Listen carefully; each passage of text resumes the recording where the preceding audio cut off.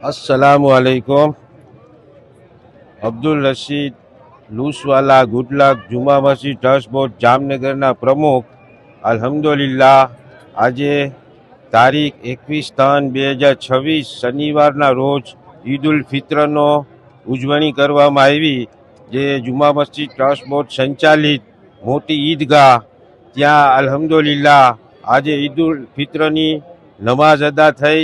તેમાં અમારા સૈયદ સાદાત સૈયદ સલીમ બાપુ નાનીવાલા નમાઝ અદા કરાવી અને અમારા શાહી જામા મસ્જિદના ઇમામ સુલેમાન બરકાતી સાહેબ તકરીર ફરમાવી અને નમાઝમાં અલ્હમ્દુલિલ્લાહ આજમાં 22 થી 25,000 માણસોની સંખ્યા ઉપસ્થિત રહી અને નમાઝ અદા કર્યા પછી સૈયદ સલીમ બાપુએ દુઆ ફરમાવી, આપણા દેશ ભારત માટે શાંતિ અને અમન ભાઈચારો રહે અને આપણો દેશ તરક્કી કરે તેવી દુઆ કરવામાં આવી અને હંમેશા દેશમાં અમન અને શાંતિ રહે તેવી દુઆ કરવામાં આવી।